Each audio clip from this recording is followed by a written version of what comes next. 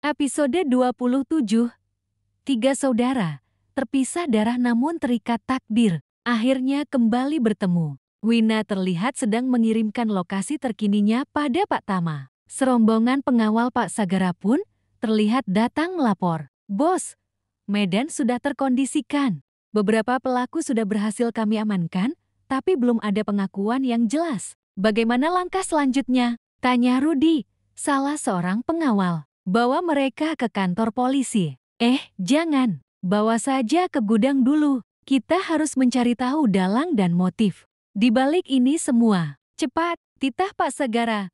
Suaranya menggelegar. Siap bos, sahut Rudi. Seraya memimpin anak buahnya pergi. Meninggalkan tempat tersebut. Markus, salah seorang pegawai Rofraf, dengan langkah segan pun mendekat. Bagaimana dengan hidangan ini tuan? Koki yang baru saja dikirim nyonya, ikut dibawa Pak Rudi? Tanya Markus. Duh, kalian bawa pulang saja dulu. Biar istriku yang mengurusnya, dia yang paham mengenai itu.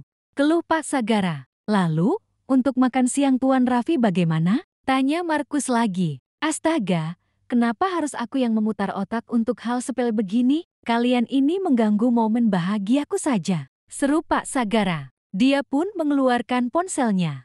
Halo Mah, tolong urus makan siang Raffi. Jika hari ini ada yang mencariku, siapapun itu, suruh saja Rudi mengatasinya. Untuk hari ini dan besok, jangan biarkan siapapun menggangguku. Mungkin aku tidak pulang. Kirimkan baju ganti dan makananku.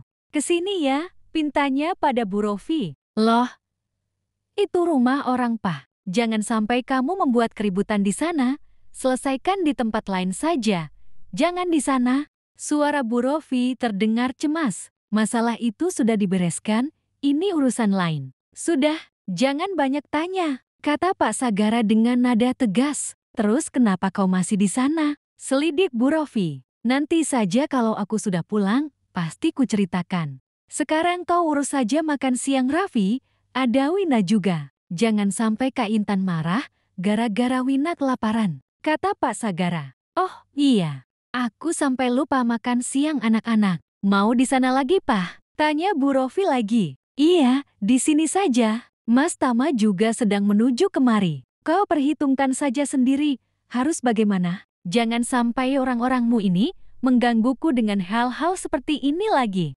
Kata Pak Sagara. Apakah ada kecelakaan, Pak? Raffi tidak kenapa-napa kan? Kok tiba-tiba Mas Tama sampai harus ke sana? Jangan-jangan terjadi sesuatu pada Wina? Apakah aku perlu memberitahu Kak Intan? Rentetan pertanyaan Bu Rofi membuat Pak Sagara semakin kesal. Tidak terjadi apapun.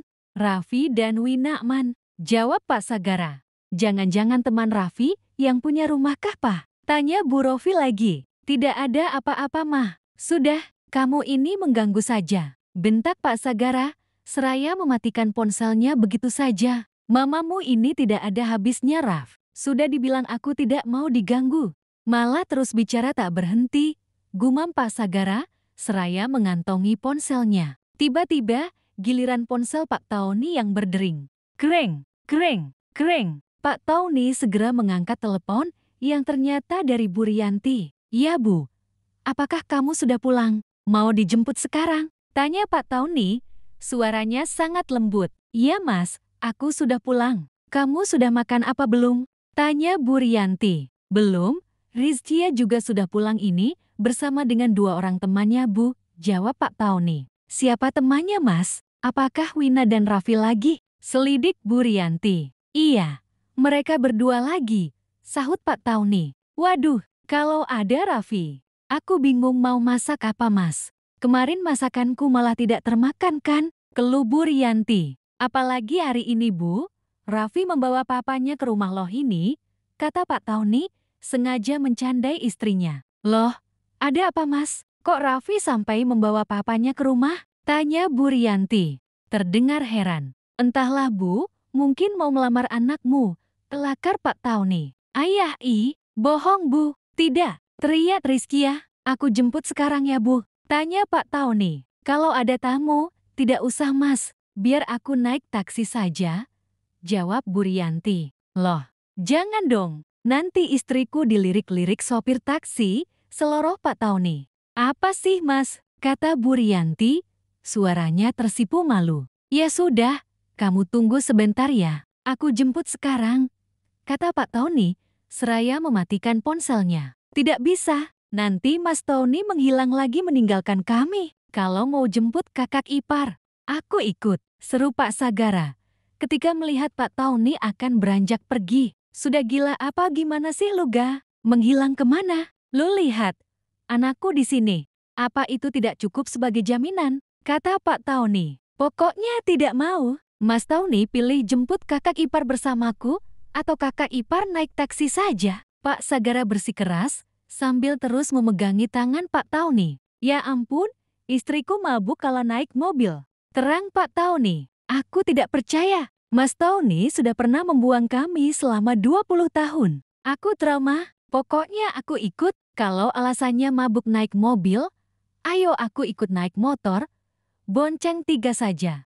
Biar aku yang setir, seru Pak Sagara bersikeras. Orang gila, kita sudah tua ga? Tidak lucu setua ini ditangkap polisi, kata Pak Tony, seraya menghela napas. Pokoknya tidak mau, kata Pak Sagara, tak bergeming. Biar Rizkia saja yang menjemput ibu. Bagaimana? Sela Rizkia, jangan. Hari ini kamu sudah terlalu banyak kejadian. Ayah takut nanti kamu kenapa-napa.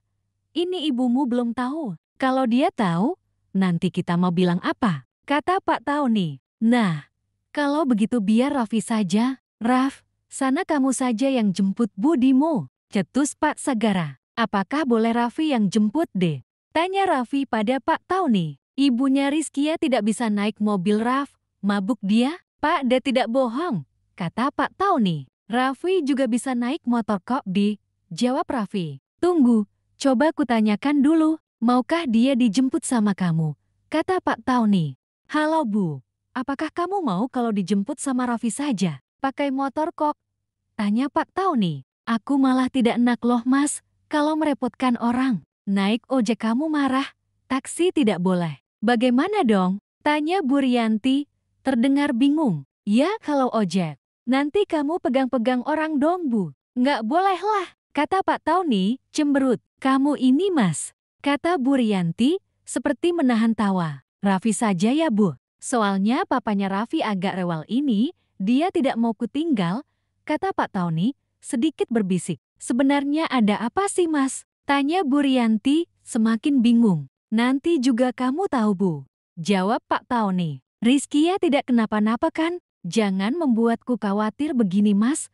Apakah kamu menyembunyikan sesuatu? Kok aku merasa ada yang aneh? Tanya Bu Rianti, penuh kecurigaan. Tidak ada Bu. Riz, perdengarkan suaramu nak, kata Pak Tony. Rizkia baik-baik saja Bu. Hanya saja sekarang di rumah sedang ada tamu. Teriak Rizkia. Oh ya sudah, kamu benar tidak apa-apa kan? Jangan nanti ibu sampai rumah ternyata kamu kenapa-napa. Ibu benar-benar marah lah kalau dibohongi, kata Bu Rianti dengan nada penuh ancaman. Iya Bu. Rizkia tidak bohong kok, jawab Rizkia. Ya sudahlah. Iya mas, sama Raffi saja tidak apa-apa. Itu kalau memang kamu mengizinkan, kata Bu Rianti, akhirnya mengalah. Ya sudah, biar dijemput sama Raffi ya sayang, jawab Pak Tony dengan nada manja. Ih mas, malu sama tamu, kata Bu Rianti, langsung mematikan ponselnya. Hahaha, Pak Tony pun tergelak. Kamu benar-benar bisa naik motor kan Raf? Tanya Pak Tony. Raffi ada SIM mobil sama SIM motor kok di? Jawab Raffi. Memangnya kamu tahu tempat kerjanya? Tanya Pak Tony memastikan. Tahu yang di depan restoran kami itu kan? Hotel Bulan? Jawab Raffi. Iya sudah sana. Nanti budimu kelamaan menunggu, kata Pak Tony. Raffi pun segera melangkah pergi untuk menjemput Bu Rianti. Sepeninggal Raffi, terdengar suara ketukan di pintu depan. Namun, saking asyiknya mereka mengobrol, tak seorang pun yang mendengarnya. Ternyata Pak Tama yang datang. Karena melihat para pengawal Pak Sagara di luar, Pak Tama yakin bahwa pria itu ada di dalam. Maka dia pun nekat masuk begitu saja. Tapi ternyata dia hanya melihat ruang tamu yang tampak kosong. Ga, Win, teriak Pak Tama. Sayup-sayup Wina mendengar suara papanya yang menggema. Dia pun melihat keluar. Panggil Wina, seraya mendekati Pak Tama dan Salim. Kalian tidak sedang mengerjai Papa kan Win? Jangan bercanda loh, Papa akan sangat marah kalau nama Pak Detauni dipakai candaan, kata Pak Tama, nada suaranya penuh peringatan. Tidak Pak, itu Pak Detauni di dalam, kata Wina, seraya menunjuk ke arah salah satu ruangan. Pak Tama langsung berlari menuju ruangan yang ditunjukkan oleh Wina tersebut. Begitu masuk ke dalam ruangan, Pak Tama pun terdiam sejenak dengan mata berkaca-kaca. Tak lama, dia langsung menghambur dan memeluk Pak Tony dengan sangat erat. Mas, teriaknya sambil terisak-isak, bahunya pun bergetar hebat. Wina dan Rizkia pun saling berpandangan. Heran melihat pemandangan tersebut. Aku mencarimu lebih dari 20 tahun mas, kok ternyata kamu cuma di sini. Padahal aku sudah menyebar orang ke seluruh pelosok negeri awan ini. Kamu sebenarnya kenapa bersembunyi dari kami mas? Kata Pak Tama, tanpa melepaskan pelukannya. Terus terisak di dada Pak Tony. Setelah puas memeluk Pak Tony, dia segera menyelipkan diri, duduk di antara Pak Tony dan Pak Sagara. Wah, sudah mulai seenaknya. Kamu pikir dia emasmu sendiri? Aku yang pertama menemukan dia. Enak saja kamu, geser, kata Pak Sagara, sengaja menggoda Pak Tama. Ogah, lo pasti sudah dari tadi dekat-dekat sama Mas Tony kan? Aku masih kangen. Sana, minggir kau setan, teriak Pak Tama. Suaranya melengking. Wina yang melihat itu sontak kaget. Seorang Alex Pratama, bos tambang emas dan berlian, pemilik pabrik alat-alat berat, dan bahkan akhir-akhir ini mulai merambah ke minyak bumi, bisa tiba-tiba berubah menjadi seperti anak kucing di depan Pak Tony. Hi, malu, dilihatin anakmu itu loh, kata Pak Tony, mencoba mendinginkan suasana. Oh iya Win, kamu sudah kenalan sama Pak Detauni belum? Tanya Pak Tama pada Wina. Sudah Pak, tadi dikenalin sama Om Saga, jawab Wina.